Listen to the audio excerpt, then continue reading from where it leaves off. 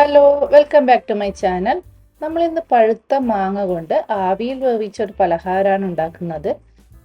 ഇതുണ്ടാക്കാൻ വളരെ എളുപ്പമാണ്. അതുപോലെ തന്നെ വളരെ കുറച്ച് ചേരുവകൾ കൊണ്ടാണ് നമ്മൾ ഈ ഒരു പലഹാരം ഉണ്ടാക്കുന്നത്. അപ്പോൾ വീഡിയോ മുഴുവൻ എല്ലാവരും സ്കിപ്പ് ചെയ്യാതെ കാണണം. അതിനു മുമ്പായി ഇതുവരെയും ഈ ഒരു ചാനൽ സബ്സ്ക്രൈബ് ചെയ്യാത്തവരുണ്ടെങ്കിൽ മറക്കാതെ സബ്സ്ക്രൈബ് ചെയ്യണം. അപ്പോൾ ഇത് ഉണ്ടാക്കാനായിട്ട് ഞാനിവിടെ ഇതുപോലെ നന്നായിട്ട് പഴുത്ത ഒരു മാങ്ങ എടുത്തിട്ടുണ്ട്. നന്നായിട്ട് പഴുത്ത മാങ്ങ വേണം എടുക്കാൻ. അധികം പുളിയുള്ള മാങ്ങ എടുക്കാതിരിക്കുന്നതാണ് നല്ലത്. ഇനി ഇത് നമുക്ക് തൊലിയൊക്കെ കളഞ്ഞ് ഒന്ന് കട്ട് ചെയ്തെടുക്കാം.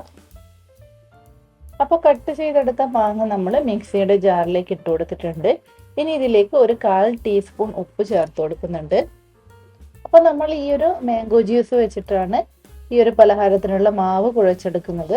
അപ്പോൾ ആ ഒരു മാവിന് ആവശ്യമായിട്ടുള്ള ഉപ്പ് നിങ്ങൾ ഇതിൽ ചേർത്ത് കൊടുക്കണം.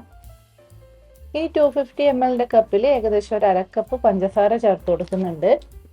ഈ ഒരു പഞ്ചസാരയുടെ അളവൊക്കെ നിങ്ങളുടെ ഇഷ്ടത്തിനനുസരിച്ച് കൂട്ടുകയോ കുറയ്ക്കുകയോ ചെയ്യാം. ഇനി നമുക്കിതൊരു 2 ടേബിൾ സ്പൂൺ വെള്ളം കൂടി ചേർത്ത് നന്നായിട്ട് അരച്ചെടുക്കണം. ഇനി ഈ ഒരു പലഹാരത്തിന് വേണ്ടിയിട്ടുള്ള മാവ് റെഡിയാക്കാൻ വേണ്ടിയിട്ട് ഞാനൊരു പാത്രത്തിലേക്ക് 250 ml കപ്പിൽ 1 കപ്പ് ഇടിയപ്പൊക്കെ ഉണ്ടാക്കുന്ന അരിപ്പൊടി എടുത്തിട്ടുണ്ട്. അപ്പോൾ നമ്മളിവിടെ മാംഗോ ജ്യൂസ് അടിച്ചെടുത്തിട്ടുണ്ട്. ഇത് നമ്മളിനി അരിച്ചെടുക്കൊന്നും വേണ്ട, ഡയറക്റ്റ് അങ്ങ് ഈ ഒരു പൊടിയിലേക്ക് ചേർത്ത് കൊടുക്കുക. എന്നിട്ട് നന്നായിട്ട് അങ്ങ് കുഴച്ചെടുക്കാം. നമ്മൾ കൊഴുക്കട്ടയൊക്കെ ഉണ്ടാക്കാൻ കുഴച്ചെടുക്കുന്ന ആ ഒരു പരുവത്തിൽ വേണം ഈ ഒരു മാവ് കുഴച്ചെടുക്കാൻ. നമ്മൾ ഇതിൽ ഒട്ടും തന്നെ ഫുഡ് കളറൊന്നും ചേർത്തിട്ടില്ല, എന്നിട്ടും അത്യാവശ്യം നല്ല കളറുണ്ട്. അപ്പോൾ ഇതാ നമ്മൾ മാവ് കുഴച്ചെടുത്ത് കഴിഞ്ഞു. ഇനി ഇത് നമുക്ക് മാറ്റി വയ്ക്കാം. ഇനി നമ്മൾ ഈ ഒരു അപ്പം ഇന്ന് പ്ലാവിലയിലാണ് ഉണ്ടാക്കാൻ പോകുന്നത്. അപ്പോൾ ഒരു ഷേപ്പ് കിട്ടാൻ വേണ്ടിയിട്ട് പ്ലാവില നമ്മൾ ഇതുപോലെ അങ്ങ് കുത്തി കൊടുക്കുന്നുണ്ട്. ഈ ഒരു ഷേപ്പിൽ പ്ലാവില മടക്കിയെടുക്കാൻ നിങ്ങൾ മിക്കവർക്കും അറിയായിരിക്കും. ഇനി അറിയാത്തവരുണ്ടെങ്കിൽ ഈ വീഡിയോയിൽ കാണുന്നത് പോലെ ചെയ്തെടുത്താൽ മതി. അപ്പോൾ ഇതാ നമ്മൾ പ്ലാവിലയൊക്കെ ഇതുപോലെ അങ്ങ് മടക്കി എടുത്തിട്ടുണ്ട്. ഇനി ഇതിലേക്ക് നമുക്ക് മാവ് നിറച്ചു കൊടുക്കണം. വളരെ കുറച്ച് മാവ് മാത്രമേ നിറച്ചു കൊടുക്കണ്ടൂ.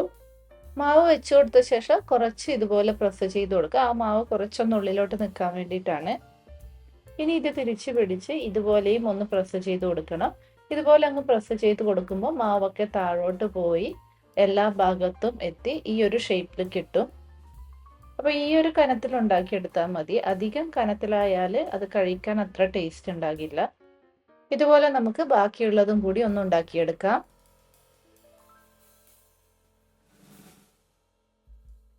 അപ്പം നമ്മൾ മാവ് മുഴുവൻ ഇതുപോലെ പ്ലാവിലയിലോട്ട് ഫില്ല് ചെയ്ത് കൊടുത്തിട്ടുണ്ട്. ഇനി ഇത് നമുക്ക് ഒന്ന് ആവിയിൽ വേവിച്ചെടുക്കാം. അപ്പോൾ ഇത് ഇഡലി പാത്രം വെള്ളമൊക്കെ ഒഴിച്ച് ചൂടാക്കാൻ വെച്ചിട്ടുണ്ടായിരുന്നു. അതിലേക്ക് നമുക്കിത് വെച്ച് കൊടുക്കാം. എന്നിട്ടൊരു 10 മിനിറ്റ് ഒന്ന് ആവി കയറ്റി എടുത്താൽ മതി.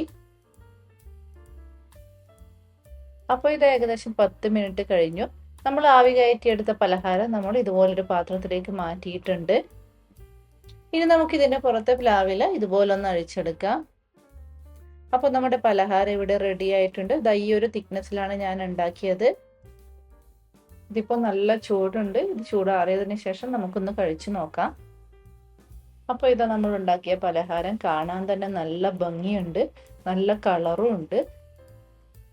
ഈ ഒരു കളർ കാണുമ്പം തന്നെ കുട്ടികൾക്കൊക്കെ ഇഷ്ടപ്പെടും. കാണാനുള്ള ഭംഗി മാത്രമല്ല, കഴിക്കാനും ഇത് നല്ല ടേസ്റ്റാണ്. ഇതിന് നമ്മൾ ചേർത്ത് കൊടുത്ത മാങ്ങയുടെ ഫ്ലേവറൊക്കെ അത്യാവശ്യം നന്നായിട്ട് കിട്ടുന്നുണ്ട്. ഇത് നിങ്ങൾക്കിപ്പോൾ കാണാം. ഇത് നമ്മൾ പൊട്ടിച്ച് നോക്കിയാൽ ഉള്ളൊക്കെ നന്നായിട്ട് വെന്തിട്ടുണ്ട്. അപ്പോൾ നിങ്ങൾ എല്ലാവരും ഈ ഒരു പലഹാരം ഉണ്ടാക്കി നോക്കണം. എന്നിട്ട് അഭിപ്രായങ്ങൾ കമന്റ് ചെയ്ത് അറിയിക്കണം. വീണ്ടും പുതിയ റെസിപ്പിയുമായി അടുത്ത വീഡിയോയിൽ കാണാം. അതുവരേക്കും ബൈ ബൈ.